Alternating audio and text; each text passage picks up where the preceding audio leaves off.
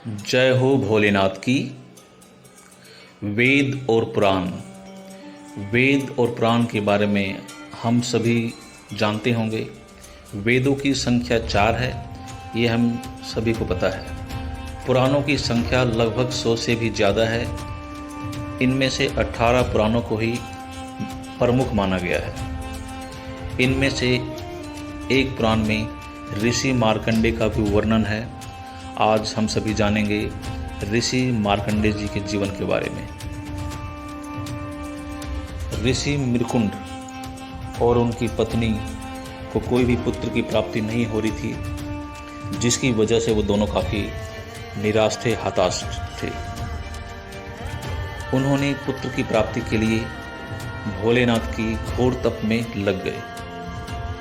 उनकी तपस्या से प्रसन्न होकर भोलेनाथ वहाँ पर प्रकट होते हैं और बोलते हैं, हे ऋषि, मांगिए, क्या मांगना चाहते हैं? आपकी तपस्या से मैं काफ़ी प्रसन्न हूँ। तो ऋषि मृकुंड बोलते हैं, हे प्रभु, हम एक पुत्र की इच्छा रखते हैं। भोलेनाथ कहते हैं, कैसा पुत्र चाहिए आपको, ज्ञानी या अज्ञानी? जो ज्ञानी पुत्र होगा उसकी आयु अल्पायु होगी, और जो अज्ञानी पुत्र होगा उसकी आयु दीर्घायु होगी। बताइए। तो ऋषि मृकुंड बोलते हैं, हे प्रभु, हमें तो एक ज्ञानी पुत्र की चाह रखते हैं। तो शंकर भगवान अपना आशीर्वाद देकर वहाँ से चले जाते हैं। कुछ समय के पश्चात उनके घर में एक पुत्र की प्राप्ति होती है। बच्चे का नामकरण करने के लिए सप्त ऋषियों को वहाँ पे बुलाया गया। सप्त ऋषियों जब उनका नामकरण कर रहे थे, तब उन्होंने देखा कि इस बच्चे की आयु लगभग 16 वर्ष तक ही है। 16 वर्ष के पश्चात इस बच्चे की मृत्यु निश्चित है। नामकरण के दौरान उनका नाम मार्कंडे रखा गया, और सप्त ऋषियों ने ये बात उनके माता पिता को बता दिया। ये जानकर उनके माता पिता काफ़ी परेशान रहने लगे। मार्कंडे का जीवन लगभग 15 वर्ष बीत चुके थे। तब ऋषि मृकुंड ने सोचा कि हमें कुछ ना कुछ तो करना ही होगा। उन्होंने सोचा कि ऐसा करते हैं कि ऋषि जितने भी ऋषि मुनि का अगर बच्चे का आशीर्वाद मिलता है तो क्या पता कुछ ना कुछ बच्चे का कल्याण हो जाए।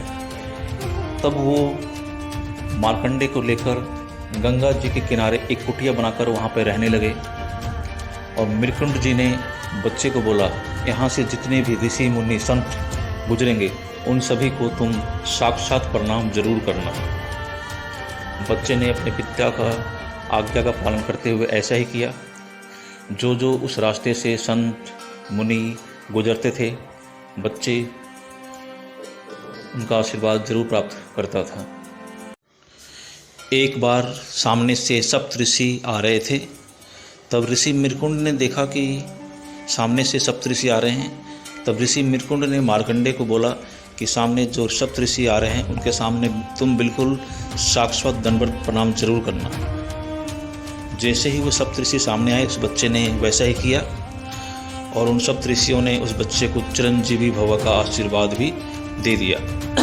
इसके पश्चात ऋषि मृकुंड बोलते हैं कि हे सप्त ऋषि, इस बच्चे की आयु सिर्फ और सिर्फ 3 दिन ही शेष रह गए हैं। अब आपने आशीर्वाद दे दिया है, अब देखिए आप क्या करना होगा।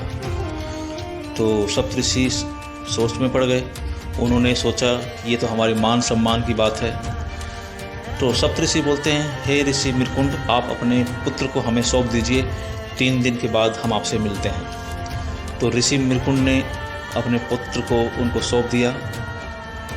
वो सप्तऋषि उस बच्चे को लेकर ब्रह्मा जी के पास पहुंचते हैं। ब्रह्मा जी के पास पहुंचने के बाद सप्तऋषियों ने ब्रह्मा जी का उनसे आशीर्वाद लिया, और उस बच्चे ने भी ब्रह्मदेव जी का आशीर्वाद प्राप्त किया। ब्रह्मदेव ने उस बच्चे को चिरंजीवी भव का आशीर्वाद दे दिया। यह सुनकर सप्तऋषि काफ़ी खुश हो गए। उन्होंने ब्रह्मदेव को कहा, हे ब्रह्मदेव, इस बच्चे की मृत्यु में सिर्फ 2 दिन ही शेष रह गए हैं। अब आप देखिए, आपने चिरंजीवी भव का आशीर्वाद दे दिया है, क्या करना है। तो ब्रह्मदेव बोलते हैं ये कौन बच्चा है?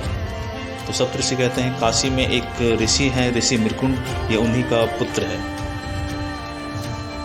तो ब्रह्मदेव बोलते हैं अब तो शंकर भगवान ही कुछ कर सकते हैं, जीवन और मरण तो उन्हीं के हाथों में है, चल लो उनके पास चलते हैं। तो सभी वो शंकर जी के पास पहुंचते हैं और शंकर जी इस बच्चे को देखकर बोलते हैं इस बच्चे का जन्म तो मेरे आशीर्वाद के पश्चात ही हुआ है, कैसे आना हुआ?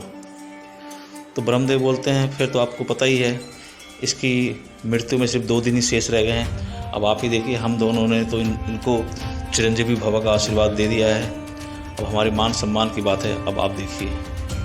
यह कहकर ब्रह्मदेव और सप्तऋषि वहाँ से उस बच्चे को छोड़कर चले जाते हैं। तो महादेव ने उस बच्चे को कहा तुम जाकर शिव की आराधना में लीन हो जाओ। तो उस बच्चे ने ऐसा ही किया, वो एक मिट्टी की शिवलिंग बनाकर शिव की पूजा में लीन हो गया।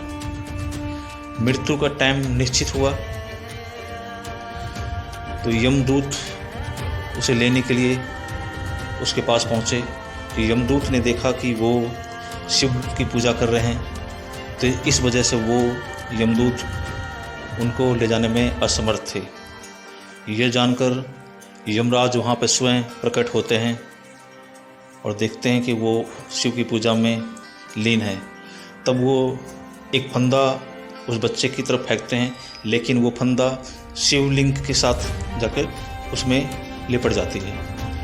यह देखकर शंकर भगवान क्रोध से वहाँ प्रकट होते हैं और बोलते हैं यमराज, जब ये बच्चा पूजा में लीन है तो इसको तुम लेने क्यों आए हो?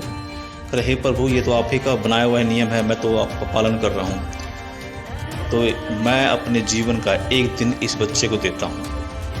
अब शंकर भगवान का एक दिन आप समझ सकते हैं कि बच्चा अमर हो गया। उसके बाद ऋषि मार्कंडेय अमर हैं, आज की समय में भी ऋषि मार्कंडेय जीवित हैं। जय हो ऋषि मार्कंडेय जी की।